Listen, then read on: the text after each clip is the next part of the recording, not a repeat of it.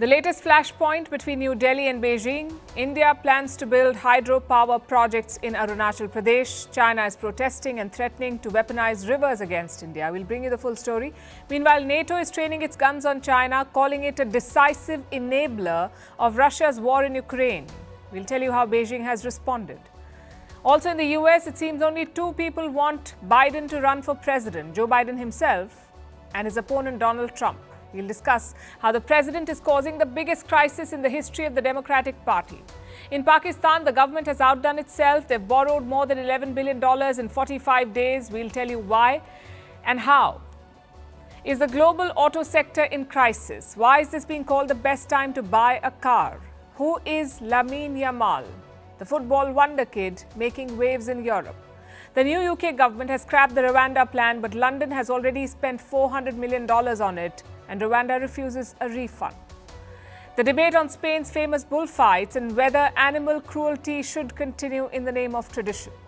Why are rich people rushing to freeze their bodies and their wealth in the hope of a future revival? And what's a sugar tax? Does it even work? More than 100 countries have it. All this and more coming up. The headlines first. 66 Chinese aircraft surround Taiwan in the biggest sortie of the year. It comes as Beijing conducts exercises in the nearby waters. In recent months, China has ramped up its military presence around Taiwan. Beijing claims the self-ruled island as part of its territory. Russia warns NATO as it holds its summit in the US. Moscow promises a response to the quote-unquote very serious threat from the Western military alliance. The Kremlin says NATO is fully involved in the Ukraine conflict. Turkish President Recep Tayyip Erdogan voices concern of a direct confrontation between Russia and NATO. Pakistan's army targets Baloch activists protesting against forced disappearances. The police lobbed tear gas shells at protesters in Quetta, injuring several people. The protests have been going on since last month. The Pakistani army has been accused of forced disappearances and custodial torture. Kenyan President William Ruto fires almost his entire cabinet. This comes after widespread anti-government protests. Ruto says he took the decision after listening to the public. The president now plans to form a quote-unquote broad-based government. Cape Town in South Africa flooded after heavy winter rains.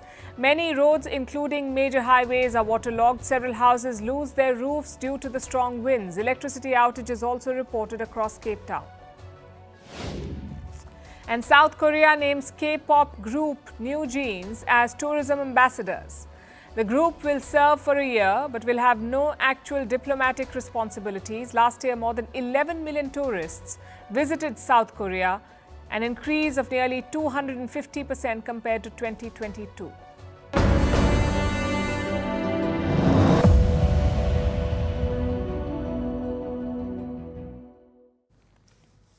We begin tonight with the India-China border conflict. There's a new provocation from the Chinese side over Arunachal Pradesh, the northeastern Indian state of Arunachal Pradesh that China claims as its own and calls South Tibet. Now it is broadening its bogus claims and extending them to water bodies. That's what the latest row is about. China is vying for the control of key water bodies.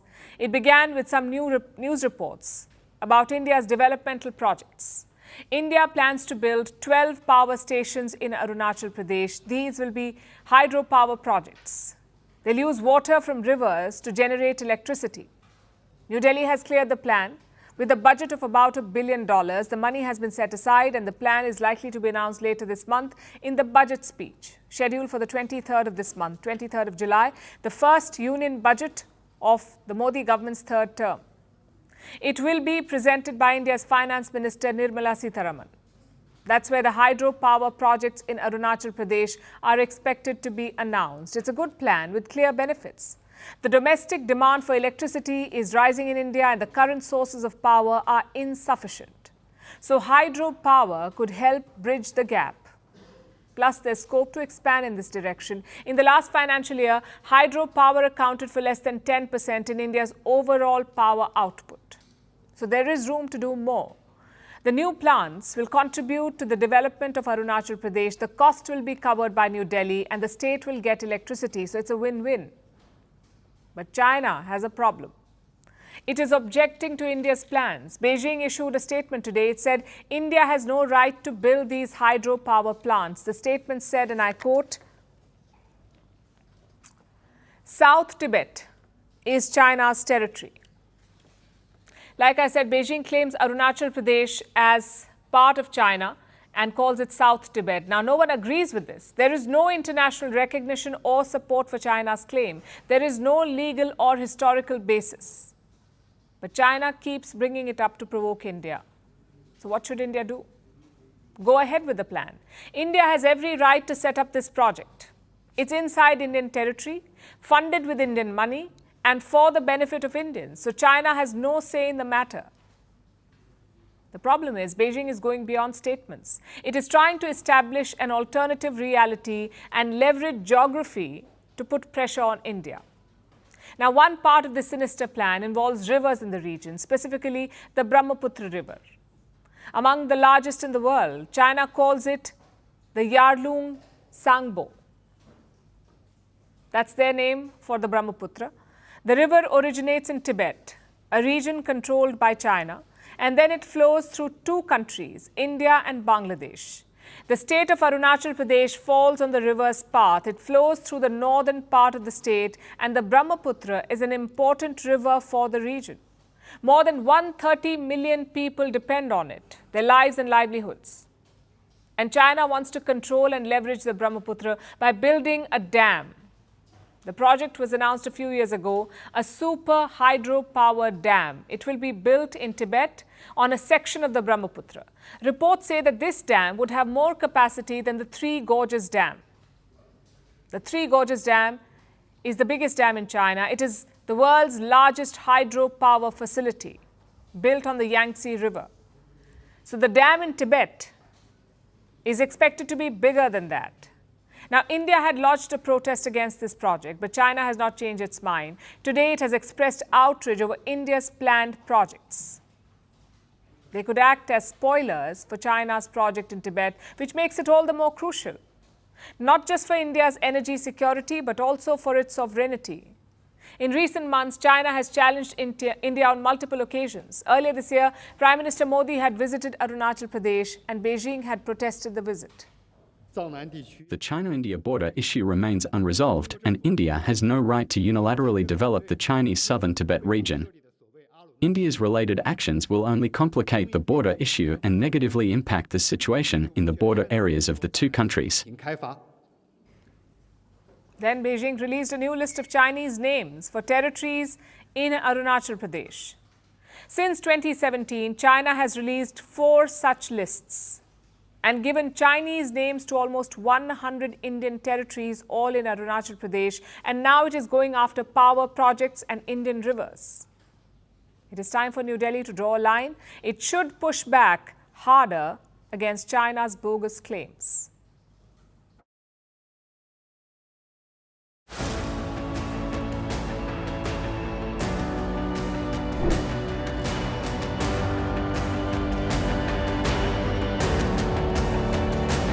Can and will defend every inch of NATO territory, and we'll do it together.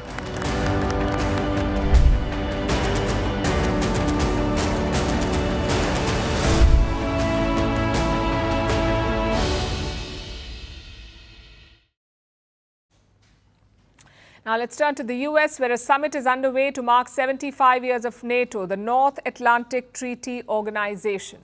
Now, NATO is a relic formed in the heydays of the Cold War, the geopolitical competition between the US and the Soviet Union. The Soviet Union doesn't exist anymore. It is now just Russia. So NATO should have ceased to exist as well. Instead, it just keeps growing. This year's summit also celebrated a new member, Sweden. It is NATO member number 32, and the alliance does not plan to stop there. It keeps dangling membership before another European nation, one that is desperate to join, Ukraine. NATO declared that Ukraine's path to membership was irreversible. But when will Kiev join the bloc? Who knows? No timeline has been set. All that NATO has promised was that it would happen eventually, which means after the Russia-Ukraine war ends. So if NATO plans to expand even after the Russia-Ukraine war is over, who will the alliance be fighting? Probably still Russia. But by the looks of it, they're gearing up to take on another foe, and that is China. The North Atlantic Treaty Organization is now looking further afield. It is now eyeing Asia and preparing to confront Asia's biggest bully, all in the name of stopping Moscow. China has become a decisive enabler of Russia's war against Ukraine. And China's support increases the threat Russia poses to Euro-Atlantic security. NATO is finally taking aim at Beijing. It has called China a quote-unquote decisive enabler of Russia's war in Ukraine. Yesterday, the bloc put out a declaration. China was accused of providing raw materials to Russia's military-industrial complex. But China is the main enabler because, as you refer to, they are delivering the tools, the dual-use equipment, the microelectronics, everything Russia needs to build the missiles, the bombs, the aircraft, and all the other systems they use against Ukraine. NATO's claws are out. It has stopped tiptoeing around the issue and decided to challenge China directly. Obviously, Beijing wasn't thrilled. The NATO-Washington Summit Declaration hypes up tensions in the Asia-Pacific region and is filled with Cold War mentality and belligerent rhetoric. The China-related content is full of prejudice, smearing, and provocation. China accused NATO of smearing its image. Beijing said that it has never supplied any lethal weapons to Russia and that it has strict export controls on dual-use materials. It added that all its trade with Moscow is normal. And then China went on the offensive. China urges NATO to abandon its outdated concepts of Cold War mentality, bloc confrontation, and zero-sum game. Correct its wrong perception of China, stop interfering in China's internal politics and smearing China's image, and do not create chaos in the Asia-Pacific after creating turmoil in Europe. That last point was interesting. Beijing urged NATO not to create chaos in the Asia-Pacific, and that's a bit rich coming from China. This is the same nation that has problems with all its neighbors: India, Bhutan, Vietnam, the Philippines, Japan, Mongolia. You name the country and China will come up with bogus territorial claims. China is the most destabilizing nation in Asia. It is a threat to global peace and security. NATO says that these developments in the Indo-Pacific directly affect Euro-Atlantic security. So the bloc wants to nip the Chinese threat in the bud. And how will they do this? With the help of 4 allies in the East: Japan, South Korea, New Zealand, and Australia. Together, they are called the Indo-Pacific 4 Group, or the IP4, Indo-Pacific 4. They've become regulars at NATO summits. The 4 nations were first invited in the year 2022, and the current one is their 3rd summit in a row. NATO is holding detailed talks with the IP4 today, and the alliance plans to expand its influence in the East.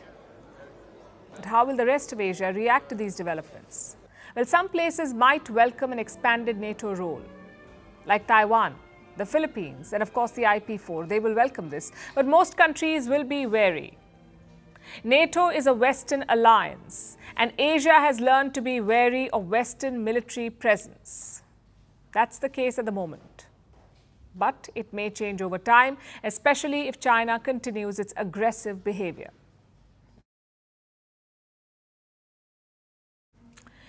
You either die a hero or live long enough to see yourself become a villain. Famous last words from the Dark Knight. Today they ring true for Joe Biden. For the last 4 years, the US president has slammed Donald Trump, criticized his aggression and panned his arrogance. But now it looks like Biden is taking a page out of the Trump playbook. He's becoming the man he opposes. It's election season in America. June 27 saw the first presidential debate. Biden went against Trump, and he faltered badly.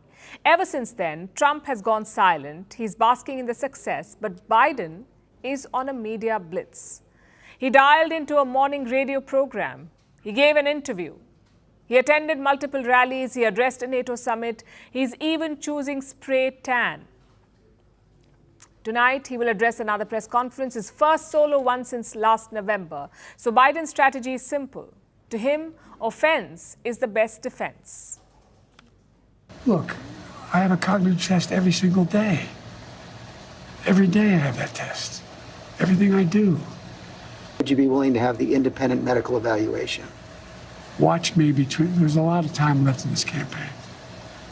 It's over 125 days. So I'll make the decision. the right answer right now is no, you don't want to do that right No, now. I've already done it. But looking more orange is not buying him sympathy. There's dissent in his party. The Democrats want him out, and they're trying to achieve it in two ways. One is direct confrontation. Around a dozen Democrats have asked Biden to step down. This includes Democratic congressmen, senators, high-profile donors, and even Hollywood actor George Clooney. They're not beating about the bush. They've told Biden to resign. You know, the fighting spirit and pride and courage that served the country so well 4 years ago, helped Joe Biden win, will bring the ticket down this time.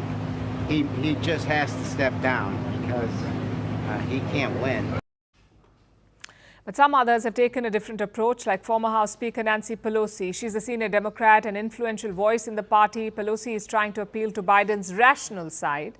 She hasn't asked him to step down. She says he should make a decision soon because time is running out. And looks like she even lost her cool over it. Do you believe you should run for re-election? I'm not speaking English to you. I'm not going to be making any statements about any of that right now in the hallway. She's upset, but she's also right. Time is running out for the Democratic Party. They're facing their biggest crisis ever. We are in the month of July. The election is slated for November. So there's around 4 months to go. If Biden has to step down, it must happen now. The Democrats will need the time to mobilize their resources and rally behind the new candidate. But it's also unprecedented. Incumbents don't usually step down. It's very, very rare. They're certainly not forced to step down. The first example is Harry Truman, the 33rd U.S. president. In 1945, Truman was then President Franklin D. Roosevelt's vice president. He was the VP. After Roosevelt died, Truman took over, and he served out that term. Then in 1948, he contested the election, and he won. But in 1952, Truman was done. He had already been in power long enough, he thought. He did not want to continue. Technically, he could seek another term, but Truman stepped down. The Democrats went into a huddle. They picked another nominee, but he lost the elections. The second example is Lyndon B. Johnson. He was the 36th American president. He became president in 1963, but his fate was sealed in Vietnam. The war made him lose support, so Johnson stepped down. It was another scramble for the Democrats. They fielded a new candidate. Again, they lost the White House. So history does not paint such a good picture. Two Democratic presidents, both left under pressure, and the party lost the White House. But here's how this one is different. Truman was tired. Johnson was politically battered. None of them was too old or too unfit to contest. And there's another thing to consider. Truman stepped down around March. So did Lyndon B. Johnson. Basically, the Democrats had time to recalibrate, but this time they're pressed. So right now they have three options. Number one, Biden contests the election. He loses against Trump, and the Democrats lose the White House. Option number two, or scenario number two, Biden steps down. They choose another nominee, elections happen, and the Democrats get a fighting chance. They may still lose the White House, but not without trying to keep it. And option number three, Biden refuses to go, his party forces him out. It leads to an ugly scenario, making both sides look bad, Joe Biden and his party. So they must make a decision and do it fast. The Democrats say they want to save American democracy. But before that, they must save their own party.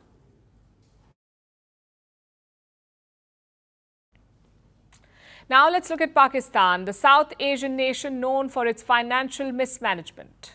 A new report came out today showing the country's latest borrowing spree.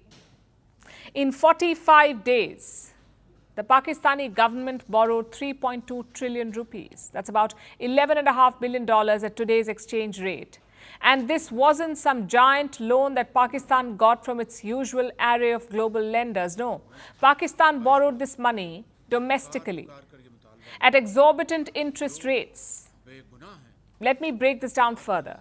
Between May 15th and June 28th this year, Pakistan went to town. They reached out to local banks and they picked up about $11.5 billion. That's about $250 million a day on average. The amount is absurd because it's almost the exact amount that Pakistan borrowed in the past in the financial year ending 2023. But that was over an entire year. The recent borrowing spree took place in just 45 days, more than $11 billion in 45 days. It shows just how dire their financial situation is. And the dates are important to note. Pakistan borrowed this money after mid-May, after they had already declared their expenses for the last financial year.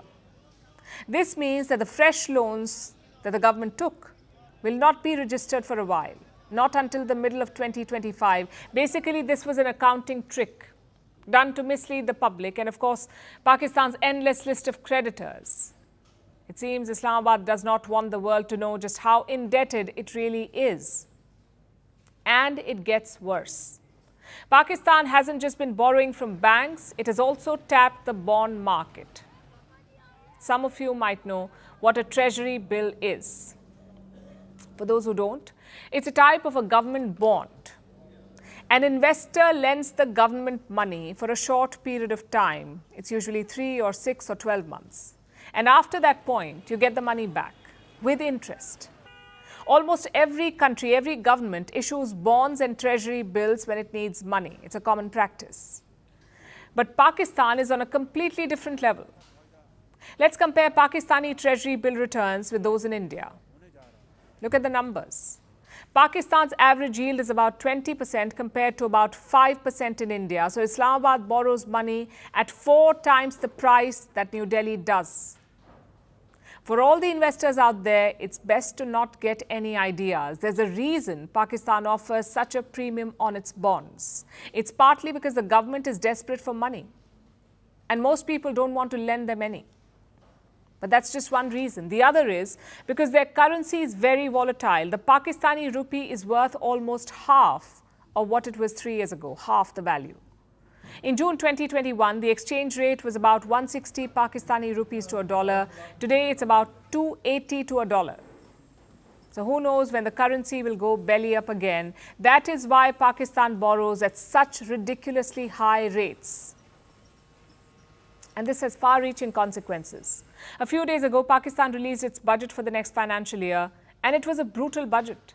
They plan to increase tax revenue collection by over 40%, 40. It's unprecedented.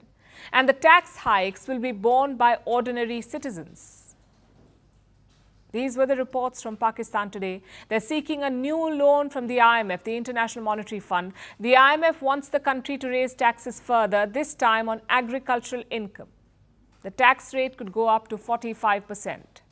And it seems that Islamabad has accepted this. It is willing to tax its citizens to such an extent for an IMF loan, a $6 billion IMF loan. That's about half of what Pakistan borrowed in May and June, in those hectic 45 days. This is the perfect example of economic mismanagement, and the citizens will be paying the price for years to come.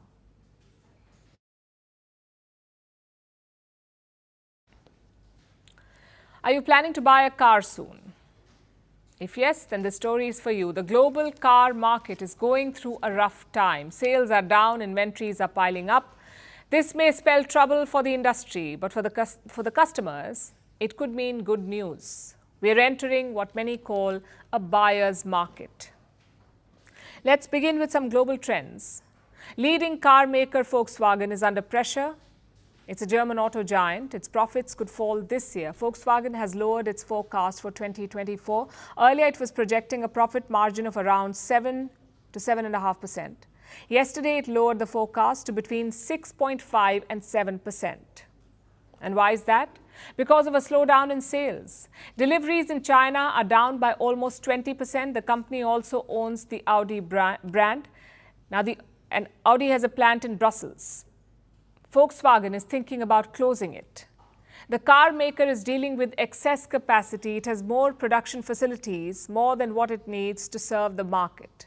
Plus, there is increased competition from brands like Tesla and Chinese car makers. There's a lot of competition. So Volkswagen wants to bring down expenses, focus on profitability. The company has a plant in Mexico. It is considering using this facility to make the next Audi electric car.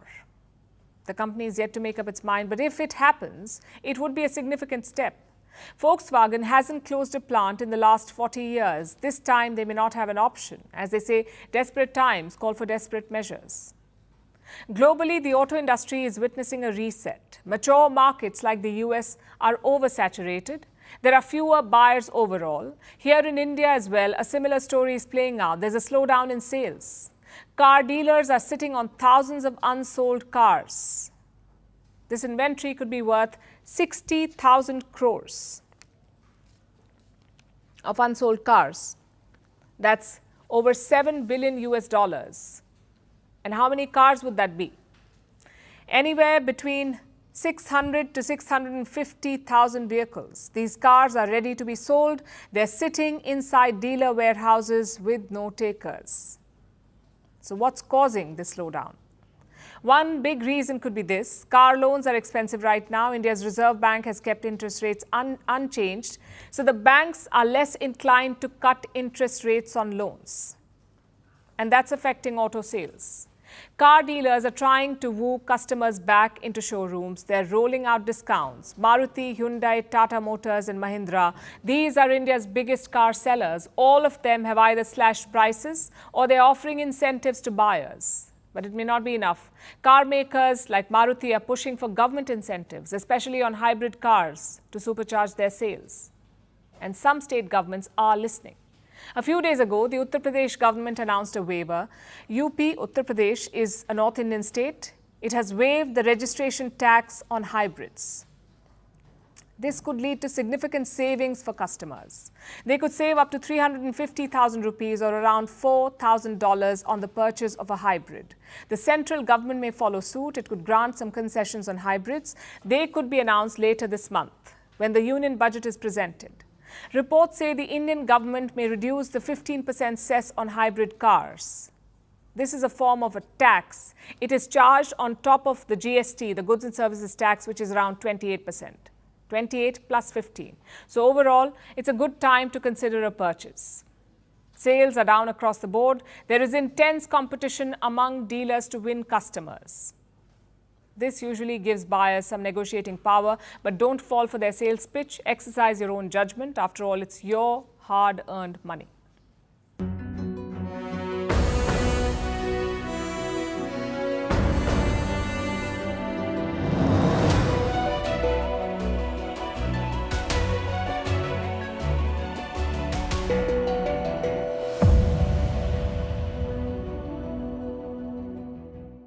Faction, two candidates have been fielded and two more candidates have been fielded by the NCP Ajit faction, which brings there to a total tally to 9. Here clearly there's a huge chunk that we see with the Maha-UT, but on the other hand, when it comes to Mahavikas Aghadi, they've fielded one candidates each, which means 3 candidates, which makes it 12. So here the number came clearly. Of course, there's a larger chunk with the BJP. Mahavikas Aghadi has just had 3 candidates which have been fielded, but what needs to be seen is that some of these leaders, be it Pankaja Munde, some of the tall leaders, for that matter, even Milind Narvekar, who enjoy a mass base, what would be their stance or what would be the kind of support that they receive, particularly post... And even the MLA support, that number is very crucial. And the Maha-UT, of course, enjoys a larger share with the 203 MLAs in total as opposed to 69 of the Mahavikas Aghadi. Maharashtra ahead of the assembly elections.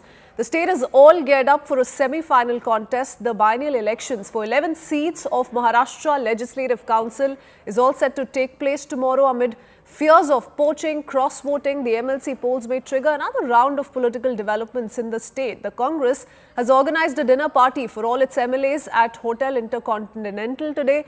Shinde Sena will also have its MLAs stay at Hotel Taj Lands End. The ruling Mahayuti alliance has in fact fielded 9 candidates, while the opposition Mahavikas Aghadi has 3 nominees in fray. With 5 candidates, the BJP has fielded the maximum. Ajit Pawar's NCP and Shinde Sena getting 2 nominees each, and among the MVA partners, Congress and Shiv Sena UBT have fielded 1 candidate each, while the NCP SP is supporting Peasants and Workers Party of India candidate Jayant Patil. So that's how the contest is laid out, and that's the kind of segregation we see of the several political parties, the manner in which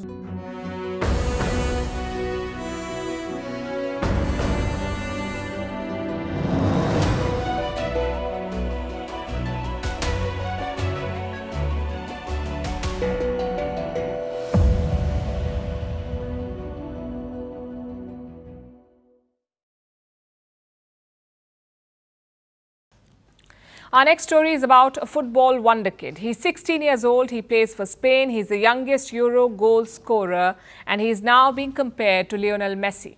His name is Lamine Yamal. Like Messi, he was in Barcelona's youth academy. Fun fact, in 2007, Messi posed with him for a photo shoot. He gave him a bath. So he has the blessings of football royalty. But can Yamal become the next Messi? He's already making a lot of noise. But you see, football wonder kids have fizzled out in the past. So will Yamal defy the trend? Our next report tells you. The year was 2007. Lionel Messi was in Camp Nou, all ready for a photo shoot. He cradled a baby in his arms, bathing it in a small tub. The football superstar was all of 20 then. His talent was making waves. But present in that room was another wonder kid, Lamine Yamal. Over a decade later, he is one of Spain's best football players compared to the greats like Messi himself. Yamal was born near Barcelona. His dad is Moroccan. His mom is from Equatorial Guinea. Yamal hailed from Rocafonda 304. It's one of Spain's poorest neighborhoods, so he's no stranger to adversity. But luck too shone upon Yamal. Take the photo shoot with Messi. His family won it in a UNICEF raffle draw. So that was his rite to passage. He was already baptized by the GOAT. But childhood wasn't easy for Yamal. His family was poor. His father borrowed money from relatives to buy him some football boots. Yamal soon went to trials. That's where he started to attract attention. A Barcelona scout spotted him. And soon enough, he was part of the famed La Masia, Barcelona's football youth academy. It's also where his idol Messi started. 8 years later, Yamal caught the attention of another man, Barcelona star Xavi Hernandez. He was the club's manager then. Xavi watched him for 10 minutes and decided that Yamal would play for Barcelona's first team. It was always apparent that Yamal had something special in him. His game is flexible, he makes good decisions, he can wriggle through small spaces and fires up the crowd with his dribbles. His first coach says he's touched by God. Though he's come a long way, he hasn't forgotten how it started. Every time he scores a goal, Yamal celebrates with a 304 sign, an ode to his roots. Through Euro 2024, he's dazzled the crowds, but often the coach substitutes him at the hour mark. Why? Because Yamal is only 16 years old. He's a minor, and German labor law prevents minors from working after 8 p.m. But age is just a number for Yamal. He's already breaking records.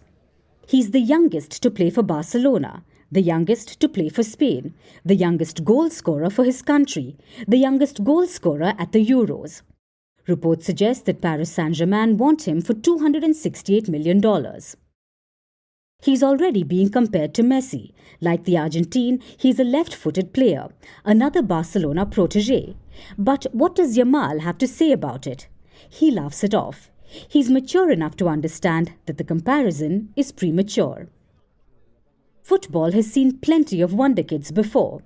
There was Bojan Krikic, another Spaniard. He fizzled out after a few years. Javier Saviola, an Argentine who failed to make a mark. And even Yamal's senior Ansu Fati, who struggled after showing great promise. So, what will it be for Yamal? Football greatness like Messi, or will he crumble under the burden of his talent? On Sunday, Spain will go against England in the Euro finals. A day before, Yamal will turn 17. He was asked what he wanted as a birthday present, and all he said was win, win, win.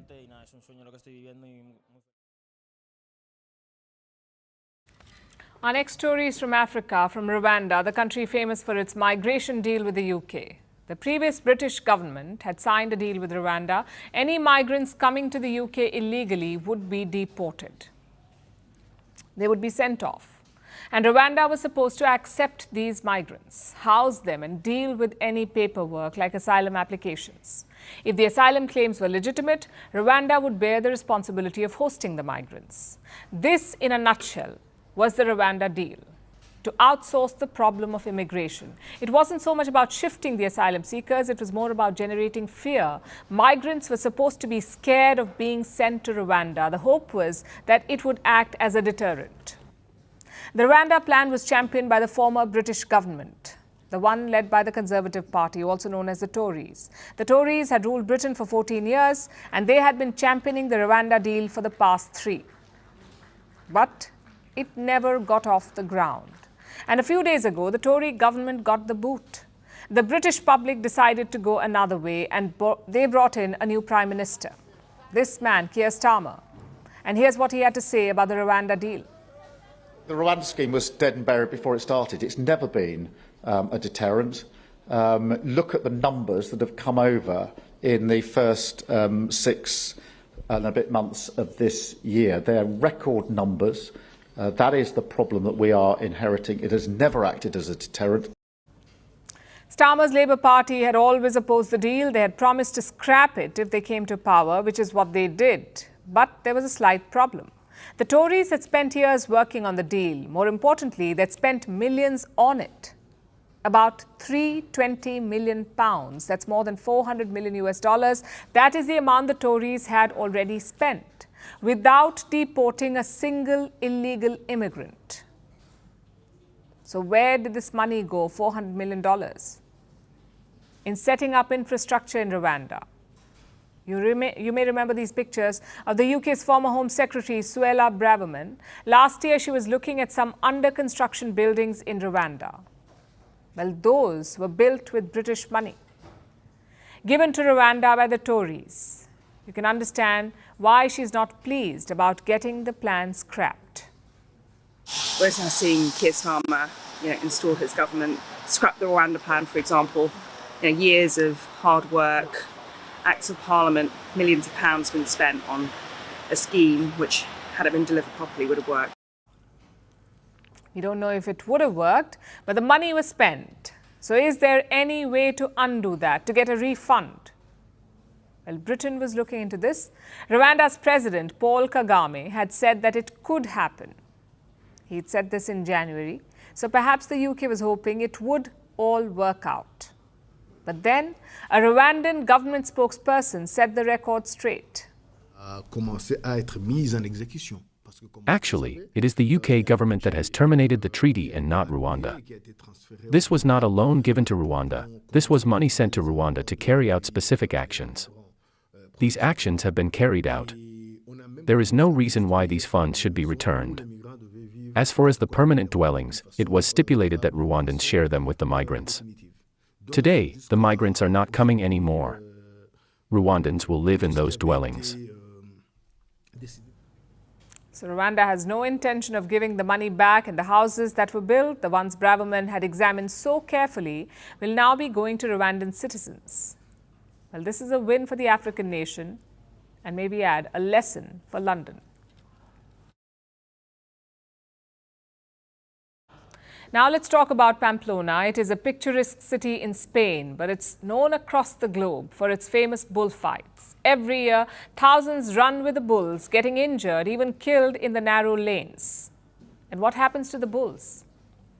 Well, they're made to take part in the bullfights, where they are tortured or killed. Spain says it's their tradition. But even Spaniards disagree. Surveys say 60% of them disapprove of bullfights.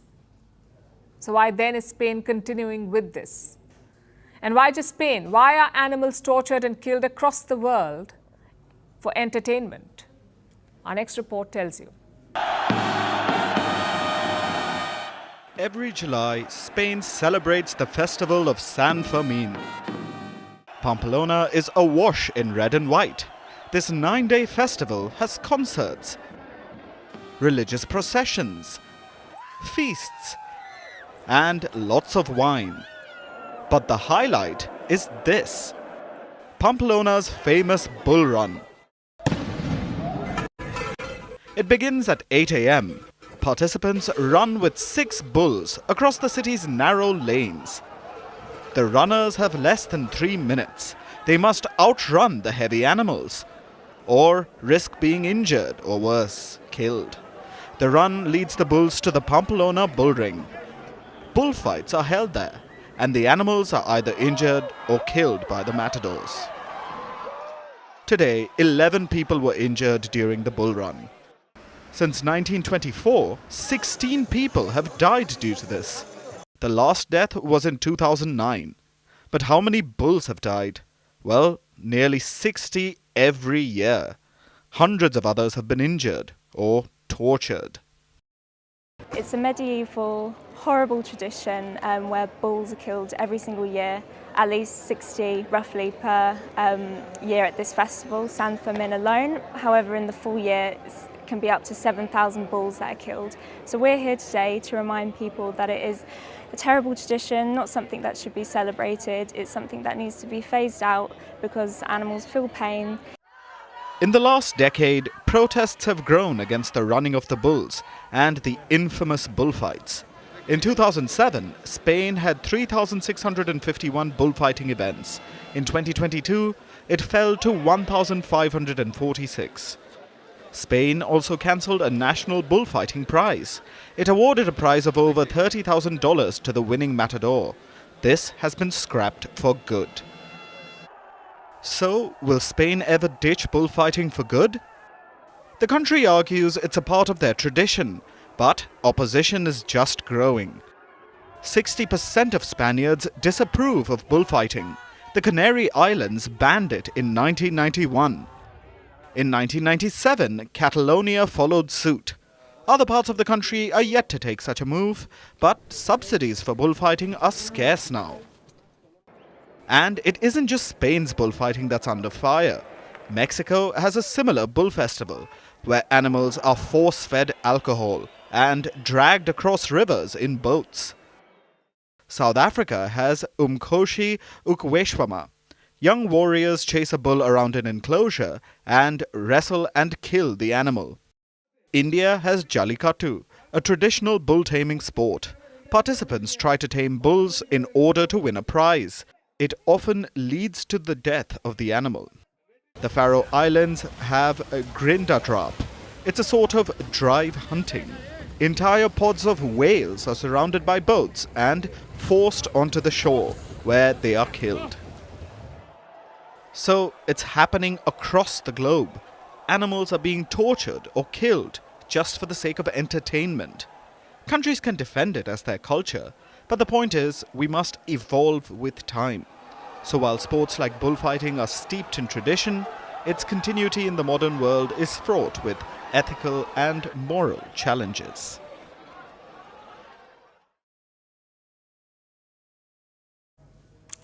Do you think that time travel is possible? You may say no, but what if we told you that there are scientists who are planning to make it happen? They want to transport people to a distant future and thousands of participants are willing. But they will not zoom through black holes. They will not travel in spaceships or fancy cars. They will be frozen. The concept is called cryonics, where a person's body is frozen in the hope that a future civilization will reanimate it. That is the eventual aim, that one day the frozen body will be rewarmed and revived, kind of like a less gross version of mummification, with the expectation that the mummy will come back to life. Now, in day-to-day medicine, freezing is already a useful technique, albeit on a smaller scale. Doctors freeze blood cells, bone marrow, sperm, and embryos. But freezing a human body, that's another ball game. Cryonics can begin only after a person is clinically and legally dead. You cannot start freezing before that. You have to die. After death, the procedure needs to happen quickly. First, dry ice is used to keep the body at a lower temperature, so the body can be moved to a storage facility. And once that happens, the body is put in a chamber. It is infused with chemicals. The temperature is slowly lowered further below minus 130 degrees Celsius. This cold allows the cells to survive and the body is preserved. Much like people in a long-term coma, except there's no metabolism. So to them, no time is passing. So people say, well, if they're not alive, they must be dead. Well, no, there's kind of an in-between state, which is not really alive or dead. By kind of a crude analogy, you have daytime and you have nighttime, but you also have twilight in between because they kind of shade into one another. So in our view, dying is a process, and cryonics stops that process. It puts dying on a pause and lets you go into the future where we have greater capabilities to reverse that and bring you back to life. It sounds like science fiction, being frozen in time, then reawakening. If successful, this would be a massive breakthrough. But it's a very big if. Even the scientific community is skeptical. Cryonics is generally viewed as a pseudoscience. In other words, quackery. While it promises to defy death, there is no proof, there is no evidence that cryonics can revive people, absolutely no guarantee or precedent. The only group that you really see getting excited about the possibility are people who are people who specialize in studying the distant future, or people who have a stake in wanting you to pay the money to do it. I don't really see any mainstream brain scientists, physiologists, people from psychiatry who study the mind. They're not lining up saying, I think this is a sound idea. Moreover, I don't think any of them do it. But this has not discouraged the enthusiasts, men of science, tech moguls like Jeff Bezos, Sam Altman, Larry Page included. They've pledged hundreds of millions of dollars towards this cause. 500 people have frozen their bodies already. They're now stored in vats around the world, mostly in the US. 500 people have already done it. More than 5,000 people want to follow suit. They've signed up to be frozen. Usually the takers are uber wealthy, which should not be surprising. Regular people have the real life to worry about, not the afterlife. So also the procedure costs upwards of $200,000. The rates are lower if you just want to freeze your brain inside your severed head. That happens too. Clearly, buying islands, building rockets, and planning a trip to Mars is not enough. So the wealthy are not only freezing their bodies, they're also freezing their assets. They're creating a revival trust. It is like a trust fund, except it will not be passed down generations. It will be created by and for the frozen dead. It will be saved for when they come back to life. Basically, if you're crazy rich, then your money can be immortal too. But there's a slight problem. This immortality depends on a tower of assumptions and a lot of questions. Are you alive if your body is cryonically preserved? If you are revived, are you the same person? In the eyes of the law, no. You cannot reverse a death certificate, not yet. Also, we don't know if the bodies are being frozen successfully. So far, the freezing services are crude. Soon after death, parts of the brain stop working. So imagine waking up 100 years later, if you do wake up, only to be a shell without a working brain. Kind of like a cognitive vegetable. I'm still not clear how this works, and cryonics does not have the answers, but it promises to never say never. At best, the concept comes through. At worst, we have a bunch of white walkers living amongst us.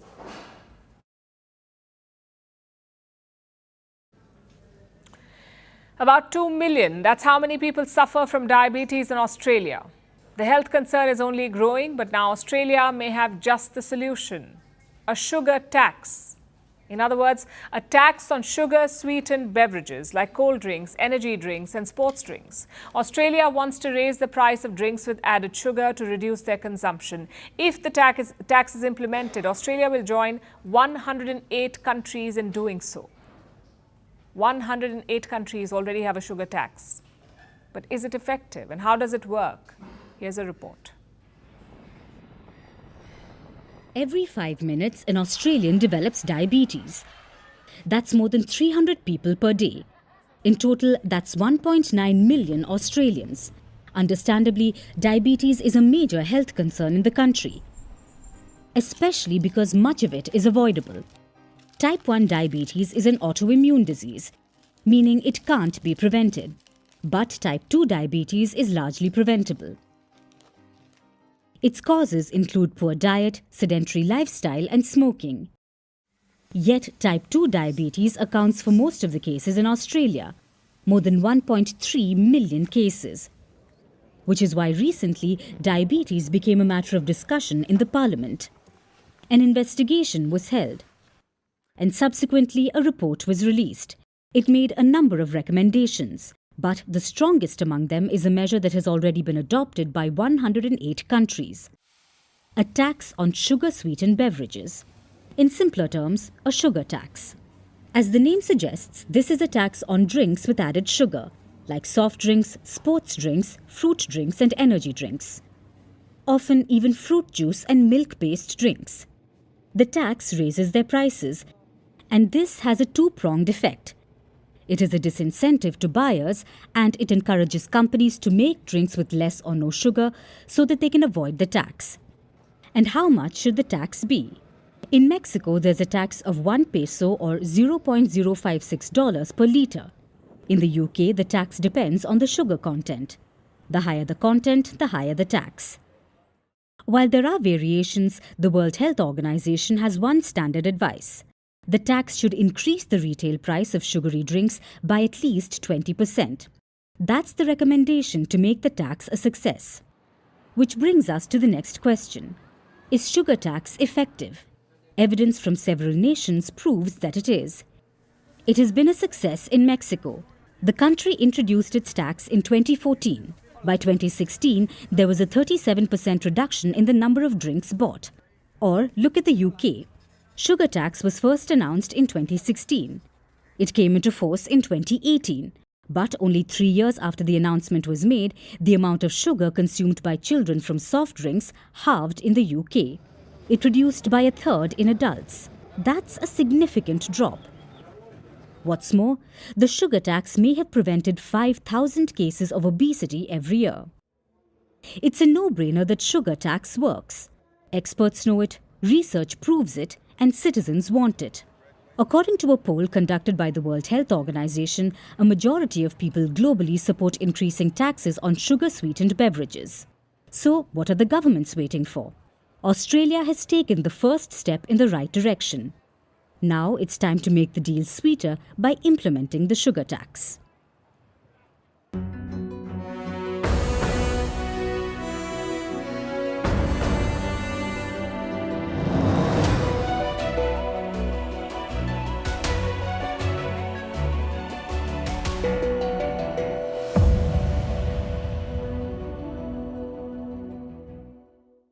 Given some of the numbers on who is going to be contesting in the MLC elections, and a couple of political reactions coming in as well before we talk about the ground situation. Listen in. हमने तो किसी को hotel में रखा नहीं है. जिन्होंने hotel में अपने सांसदों को, विधायकों को जो ले जा रहे हैं उनसे पूछिए. हमें कोई होटल ले जाने की जरूरत नहीं है. So Prithviraj Chavan says we don't feel the need to camp any of our nominees in hotels, any of our members in hotels, any of our politicians. Anywhere in Maharashtra, we're not really fearing any poaching bids. But the political situation, viewers, in Maharashtra has remained volatile since 2019 assembly elections, with the state seeing collapse of 2 governments so far, swearing in of 3 chief ministers. That's happened. In fact, it was a little over 2 years ago that the MLC elections saw cross-voting in the then ruling Mahavikas Aghadi government, which, remember, comprised of the Congress, undivided Shiv Sena and the NCP. And this in favor of the BJP. This was considered as the first step towards the collapse of the Uddhav Thackeray-led government, is why there are so many fears attached to the MLC elections this time around. But let me take in a word from Preeti, my colleague, joining us live with more details. Preeti, it's an important election tomorrow. You know, many see it as a semi-final to the assembly election slated for later this year. But what's the current situation looking like? While, you know, politicians are not really coming out to admit that there's a little bit of a resort politics that's being witnessed. It appears that that is the ground reality.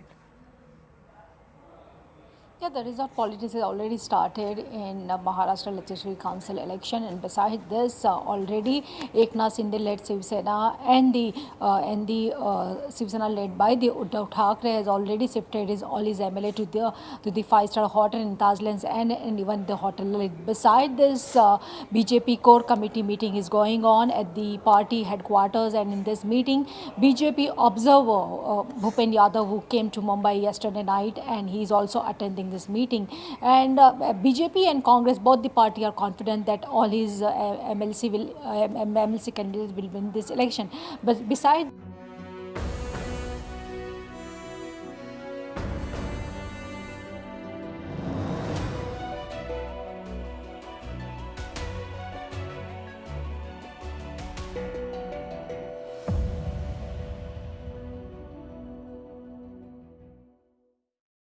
And now it's time for Vantage Shots, images that tell the story. India's President Draupadi Murmu plays badminton with Olympic medalist Saina Nehwal. Crayons melt in Las Vegas amid a searing heat wave. And Spain or England? Who will win the Euro finals? The Oracle orangutan votes in favor of Spain. Finally, we're taking you back in history on this day in 2006. A string of powerful blasts rocked India's financial capital, Mumbai. The bombs were placed in local trains. More than 200 people were killed and about 700 were injured. India says the blasts were linked to Pakistan. We leave you with that. Thank you for watching. We'll see you tomorrow.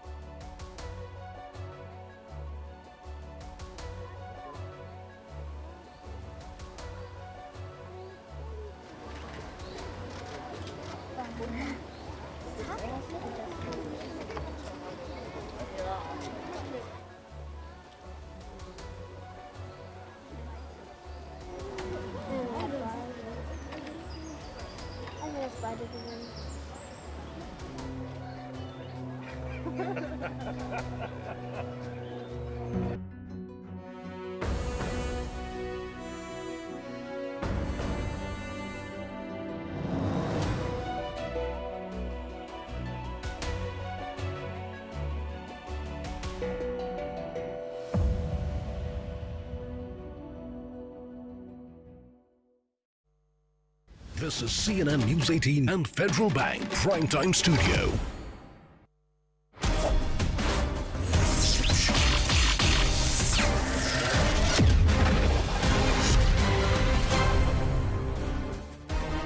Namaste, Jai Hind, and welcome to this edition of The Right Stand. I'm Anand Narsimhan, coming to you live from the CNN News 18 and Federal Bank Primetime Studios. First up, ladies and gentlemen, let's get a quick check of some of the other developments across the country and overall. Now, a State Bank of India report